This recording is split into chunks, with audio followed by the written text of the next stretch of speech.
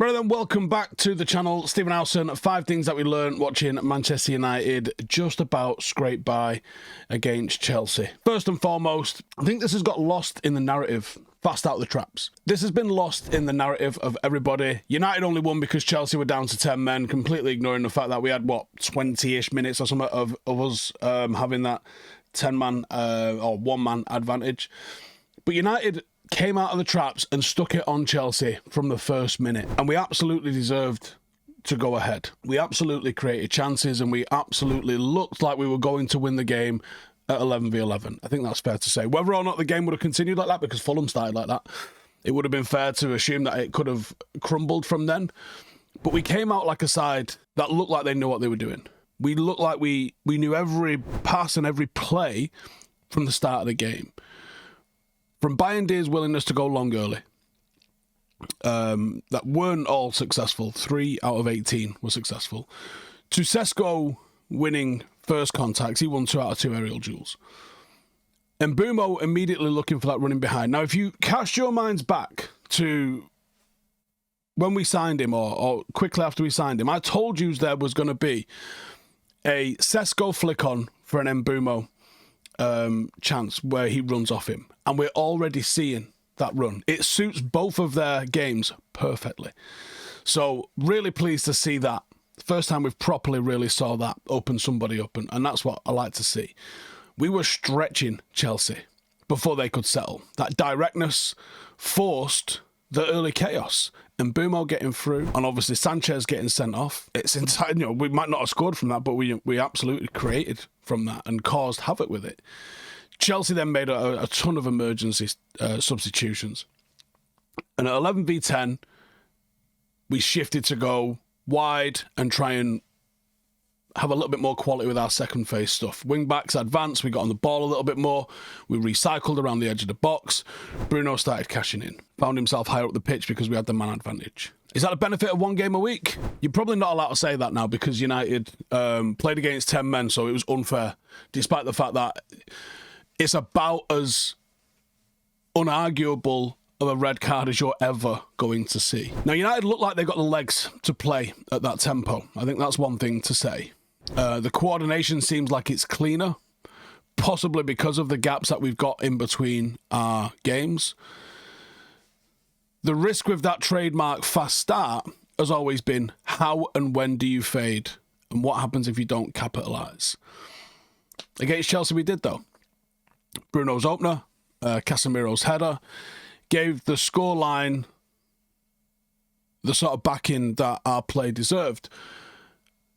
And even with Bayandier's overall pass accuracy, which was shite, it was 9 out of 24, it almost felt like United were putting the ball into areas and trying to win second balls and do that sort of stuff. We were fast, we were vertical, we were pushing wide, and we were just about decisive enough to weather that later storm that came. Number 2, De Ligt, man of the match. I spoke about De Ligt this morning on my walk, and I have to mention him again in 5 things we learned. It was an old-school centre-half performance with modern passing game wrapped around it. He marshalled the penalty area like it was his back garden. 4 clearances, 2 interceptions, 1 block, 2 tackles, and he still kept United playing. 43 out of 50 passes, 86% pass accuracy. Under the late aerial push, he handled first contact. He was there for the second balls. When Chelsea went right, dumped balls in towards the back post, he handled it. He killed the danger before it really got a chance to sprout. He wasn't flawless. He was heavily involved in duels, but he only won half of them, 5 out of 10. Shows that he was fighting for everything. And he won the ones that mattered. He also offered progression. He tried long balls, 2 out of 5. A couple of clipped, angled ones to the wing backs. He had a couple of decent crosses, 2 out of 3. The leadership is there with him. You can see him organising at set plays. You can see him fixing up matchups, especially when we went down to 10 men. There was a couple of players that had a claim to man of the match, but it was De Ligt. Calm with the ball, and he set the tone with his defending. Brilliant. Number 3, Mazraoui. Mazraoui, I mentioned that this morning as well. As I was watching the game yesterday, I was thinking about the video I did with him last week about how suitable I believe he is for that number 6 role. Now, I think in certain games you want a more defensive wing back, and in certain games you want a more offensive wing back. In this particular game, I thought going with the more defensive wing back made a lot of sense with how aggressive Chelsea can be. And that's sort of shown in the stats. Mazraoui is a duel monster, and he's a duel winning monster. I'll start with this. How many times has he dribbled past? None. That is elite 1v1 security, especially when he's asked to get forward as well. And he put in 2 out of 3 crosses, which is not the strongest area of his game. In his duels, he won 7 out of 7. He made 4 tackles. And he was pretty reliable with the ball, not as reliable as he normally is, possibly because he played with a little bit more risk at times. 26 out of 38 was low for him, but that was him trying to force things a little bit in the final third, I think. The value in Mazraoui isn't just about the fee, it's the versatility. He can hold the width like a classic wing-back. He can invert to add that extra midfielder when you need someone. He can get on the ball, get on the turn. He can read transitions well enough to kill counters before they become sprints and before they become dangerous. In a match that asked for threat and protection, he delivered. He's been one of our best value signings in recent years. He's intelligent, he's calm, and he attacks duels like a bulldog. Mad underrated player. A really, really intelligent, fantastic footballer, Mazraoui, that absolutely deserves the credit that he's been getting. Number 4, second half struggle. The second half was a nervy watch. It's not all positive, but I think we've got to be realistic about it. United going down to 10 men. We barely know how to play with 11, so going down to 10 is going to ask all sorts of questions. Casemiro's second yellow flipped the state of the game, and the next goal was going to be absolutely vital. United pushed and didn't manage to get our third. Chelsea managed to get their 1, and then you're at a real tricky moment. Do you stick or do you twist? Do you push, gamble, try and get the third and concede a second? Or do you think we can probably hold it out here and get the 3 points?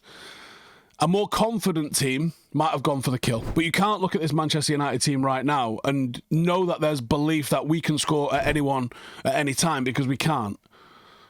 So I think, in hindsight, the correct decision, even though it made it a nervy watch, was to hold on for the 3 points. And on one hand, removing your focal point reduces that direct outlet. We clearly had planned to be going direct to Sesko, and Sesko had been quietly effective in the first half, linking those long balls and passes. 2 out of 2 aerial duels won, 3 out of 3 pass completion. Without them, there's a risk that you start to invite pressure, because what is your outlet? How are you getting the ball up the field? On the other hand, the game had started to become a bit of a midfield and a second ball fight, exactly where the sort of game that Ugarte starts to thrive in. And that cameo validated that.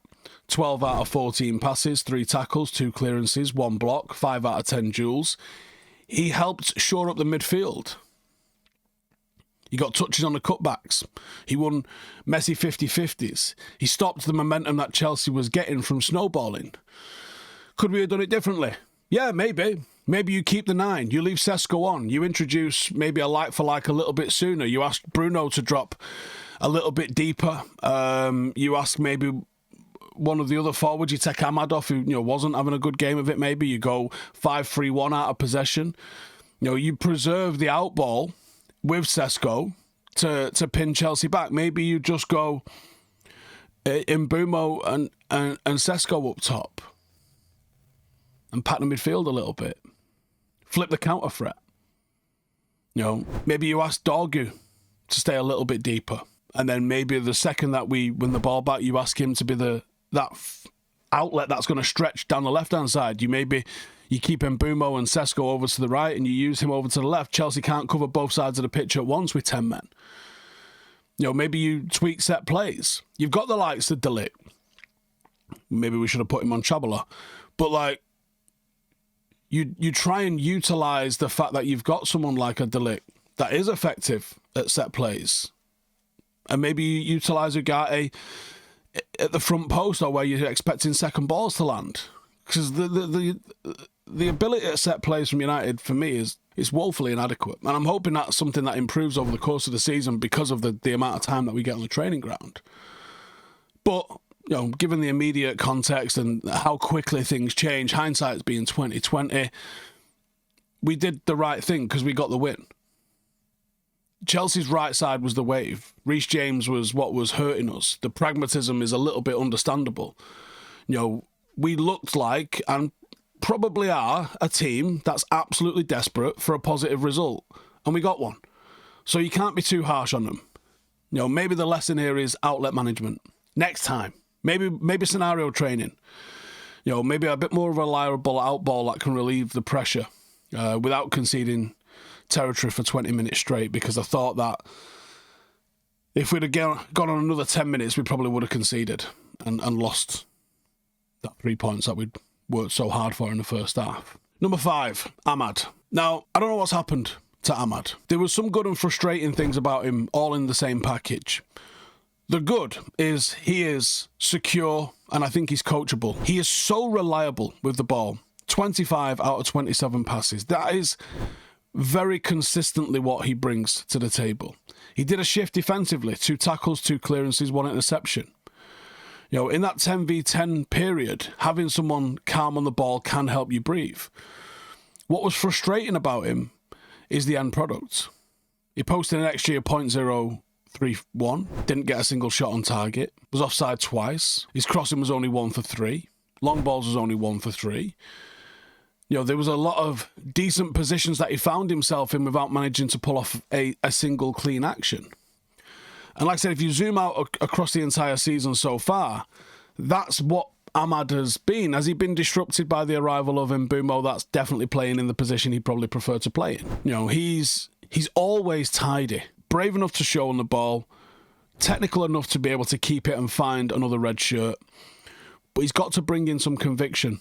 Maybe earlier shots, maybe stronger attacking body shape, maybe just pure bravery, more aggressive back post running. You know, things like that could maybe help him. The synergy with Mazraoui's not quite there, and that can be a weapon because they're both intelligent footballers. They've got to be able to figure it out. And also Mbuemo just inside him. You know, between the three of them, there's some real genuine quality there. If they can figure it out, they could be absolutely lethal down that side. But at the moment, they're not clicking. And I think they're not clicking because Amad's not quite there. And people will say, well, he's not a right wing-back. But I disagree with that. I think the attributes in his game make him a viable option. I'm not saying he's the best right wing-back on earth. I'm not saying he's the best right wing-back in the league even. We couldn't have fixed everything in the summer, and I think that Amad playing there is not the worst idea. The only issue I have with it is him and Mbuemo want to occupy the same spaces. They're both right-sided players with low centre of gravity that want to come inside on their left foot. So at the moment, they're instinctively making runs to the same sort of places. It might just take minutes and repetition for them to understand, I'll let him go for this one, but I'm going to go for the next one. Because that, again, could be a real asset once you start to learn how to play with each other. But at the moment, it's clunky with them two. To wrap it up then, I would say United were fast, we were vertical, we were ruthless. And that was enough to get us the lead that saw out the win in the first half. And then I'm going to give them credit for being disciplined enough after the red. De Ligt set the tone at the back. Mazraoui reminded everyone how much of a bargain he is and how much of a perfect fit he is. The second half struggle gives coaching staff things that we can improve and work on. Fix the outlet management, especially in those sort of circumstances. Not just when you're down to 10 men, because that doesn't happen that often. But in terms of when you're under pressure, what's our outlet ball? You know, maybe Sesko's required for that. But that's my 5 things from today. Player ratings will be back out later on. And let me know if you want to do a late night live. Stick it in the comments. Should we do a late night live? And if there's enough that say yes, we'll do one. Otherwise, take it easy. Enjoy the rest of your day. And I'll see you in a bit.